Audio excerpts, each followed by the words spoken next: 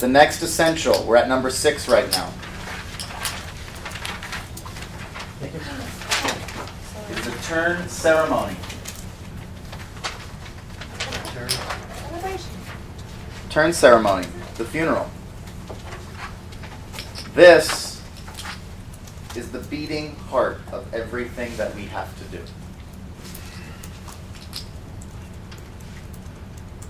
All the other essentials will accumulate to this moment of the pitch. If your welcome didn't hit, they're not going to spring.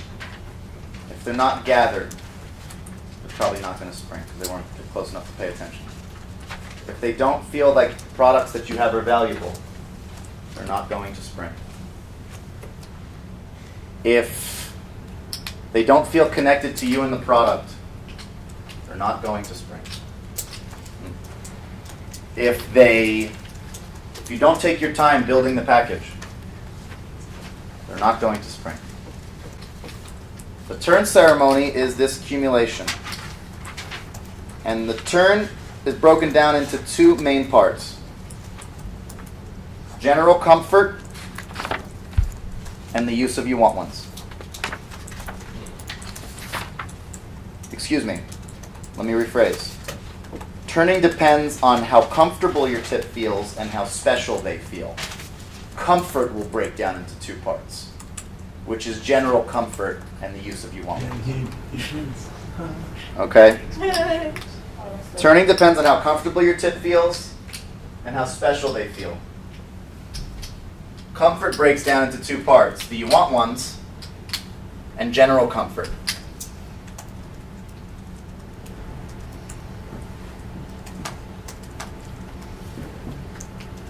General comfort, while Rick is writing. This begins as early as the welcome. If the welcome doesn't go well and the audience isn't comfortable with you, then their buying comfort will also be low at the end of the pitch. Earmarks for a comfortable tip. Steady eye contact. Reciprocating nods. And participation. And that happens very differently for each store profile. For example, I'm sure you've all worked a store where if you make eye contact with someone, they immediately turn away from you. Oh my goodness. Okay, right? Yes. But steady eye contact doesn't necessarily mean steady eye contact right here with these 2 people. Steady eye contact means they are searching for steady eye contact with you. It's just in those particular store profiles, they don't want you to reciprocate. Which is okay. As long as you're looking dead at me, I don't care. I'll look right in between your heads and say, you know exactly what I'm talking about, don't you? That's right, yeah, you're so good. And Tandy feels comfortable, and Richard feels comfortable because I'm talking to imaginary Joe in between them. Yep. And they're like, yeah, I agree with you, I just don't want you to call me out on it. I don't want to be the one to say that yes, I agree. So I just pick imaginary Joe right in the middle, and I let him hear all about it. And then they feel comfortable, and I feel comfortable, but I can feel their eye contact. Which means I know that they're comfortable. Does that make sense? Yep. Reciprocating nods. How many recipes call for a chopped onion, guys? Like all of them, right? Yeah. Boom. You're nodding, I'm nodding, we're on the same page. You cook with onions, I cook with onions.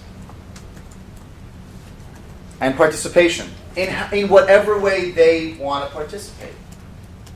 Meaning, even though it pisses me off, sometimes in a snobby store or a snooty store, the way they want to participate is to be like, oh yeah, I have the same type of slice. Yeah. Mine just doesn't have the dial on it, so yours is like nice. Like I'm just as cool as you. That's awesome. That's really great. You use it a lot. That's good. I ain't gonna hate. Oh, I have a 5-star Henkel set. That's lovely. You're doing your part. You've done your due diligence on knives. I'm guessing you don't have any friends, though? You see what I mean? Like even the annoying participation is still participation. It's still proof that they are comfortable with you enough to talk to you. Because how many times have you gone into an elevator and been the only person in the elevator that, that's your party, just you. You go into the elevator with a group of 8 other people and nobody talks to anybody. Yep. And they stand there for like 60 seconds And look at the and stare like, are you gonna come up? because I don't want to talk to somebody. Because that's an awful experience. Isn't it crazy? It's wild.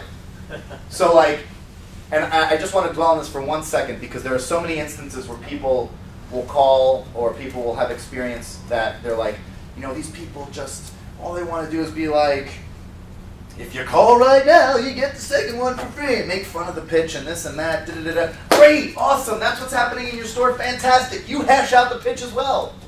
What'd I tell you to do, Yanni?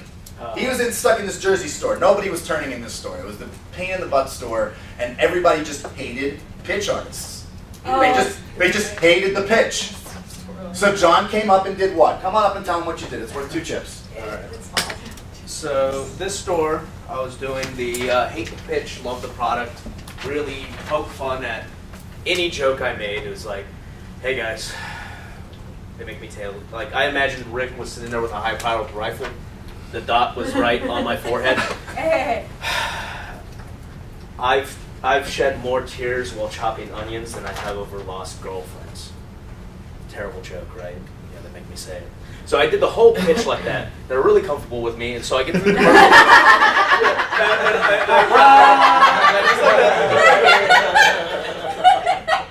so I get to the commercial in turn, and so I go, great, any questions? Cool. So this is the part of the show that I'm supposed to say, hey, everybody, come up to the table. Doesn't this look like catered food at a restaurant or a party? We all know it does. And so this is the part of the show where I'm supposed to hold the box up real fancy like. And they all went, ooh, oh. Thanks, guys. So on TV, they sell it for $70. Shipping and handling, we know how TV works. Yeah, you know what I'm talking about. Cool. Today, it's $40, $39.99. They're going to add some more stuff to it because they want you to feel special. So you guys are going to get a peeler, $5 to $7 peeler, $20 shears. They scan out at the register. Oh, wait, guys. They gave me a special item. And they're like, what is it? Anybody still using these? Yeah, everybody hates them. I'm supposed to make a stupid joke about scars on knuckles. Somebody goes, I got the scars. I'm like, I know you do. So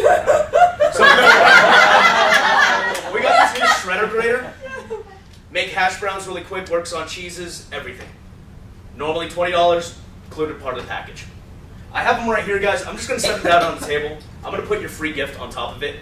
Either take the gift right off it or grab the box and the gift if you want both. So I laid out 4, and they like took them both, and then some lady goes, I didn't get one. I'm like, oh, here, just come grab it right back here. She grabbed 2 and walked away. And I went from doing one, like in my first 4 shows, I think I handed out 2 sets. And my last 3 shows, I handed out 25. Well, that's awesome. By just doing that. The moral, now hold on, hands down for a second. The moral of the story, write down your questions because I want to hit a point and we're getting to lunchtime and we have a lot to do. The moral of the story here is that Giannis did not, like, this is an extreme example. I do not recommend that you teach this or that you do this yourself unless you're in extreme situations and you've gotten confirmation from Rick, myself, or you've made your own decision on it. But the moral of that story is that according to the show profile, comfort will mean something different for everyone, and you should not take it personally or get mad at your store for being the store that it is. It's just that store. That's just the way those people are. They're not going to change, and you have to work the store anyway. So find the profile for you that matches the store profile the most to make everyone comfortable. The use of you want ones. You know what the you want ones do. We say you want ones to imaginary people to make real people comfortable to buy. And then we say you want ones to real people to make other real people comfortable to buy. We say you want ones to imaginary people to make real people comfortable to buy. And then we say you want ones to real people to make other real people comfortable to buy. Look, we all need to be sensitive to this and understand that the average person will not buy unless they are told it's okay to buy. Yeah. And that's in essence what the you want ones are. The subtext of the you want ones is it's okay to want one. You've been standing here for 20 minutes. If you didn't want one, you would have walked away. Therefore, I know you want one. The subtext is you've been standing here for 20 minutes. If you didn't want one, you would have walked away. Therefore, I know you want one. And if we neglect to use the you want ones, it actually gives the demonstration the effect that nobody wants to buy, which will lower the buying temperature of the group. So if you do a perfect show, quote unquote, without any you want ones, you are purposely lowering your own buying temperature because you are asking for springers without acknowledging that you see them. Right. Therefore, the tip takes their cues off you. So if you're telling them to spring and then not acknowledging any springers, the tip now thinks no one is buying. So even if they were super into it, they're like, oh, wait, no one's buying? I really wanted it, but I don't know if no one else is going to get it. That's why they wait till everybody leave and come back. That's right. People are sheeple. Okay? Now let's talk about special. Number 2. Make them feel special. This is the other thing that the turn ceremony does. Besides being comfortable, the audience also needs to feel special. This is where the ceremony comes into play. Because Fred and Ethel's the end of the show, right? And then all of a sudden you have one more special thing. No one even knew it was coming. And performing the ceremony of the turn slowly and methodically is very important because this is your chance to remind the tip that something significant is happening in their store. Every single time. I don't care if you're in that crappy path mark that you don't want to work today. I don't care if this is your 16th show in the Walmart for the day. You haven't had a day off in a week. I'm serious. I don't care. It is our responsibility as pitch artists to make sure that each and every person who comes up to our tip feels as special as the last people who came up to our tip. Regardless if they want to believe what you're saying, regardless of if they're hostile or not. If they're still standing at your booth by the time you get to a turn ceremony, they're obviously not so hostile because they're still freaking standing there. They deserve the same respect. They deserve to feel the same significance and importance that the 20-piece turn people feel in the Walmart on a Saturday morning at 11 a.m. Those Wednesday evening people at 8:30 p.m. with their bad hair and their awful clothing choices, they need to feel just as special too. So this should be delivered and respected as if it is a eulogy.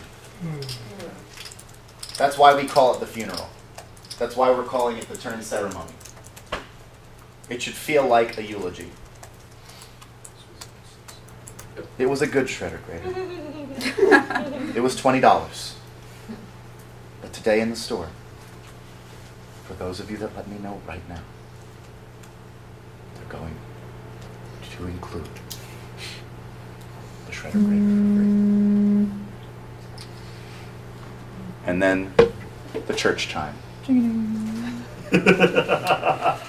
Take this bread. Yeah. Okay. See where I'm getting at?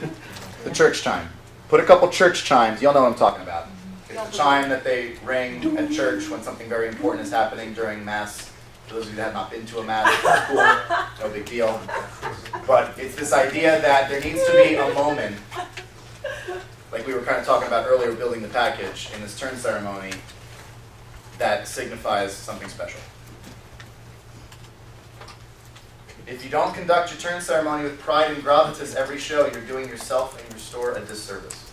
Pride and gravitas are the only two words you need to get out of that. Pride and gravitas. If you do not conduct your turn ceremony with pride and gravitas every show, you're doing yourself a disservice. Just a couple tech points real quick.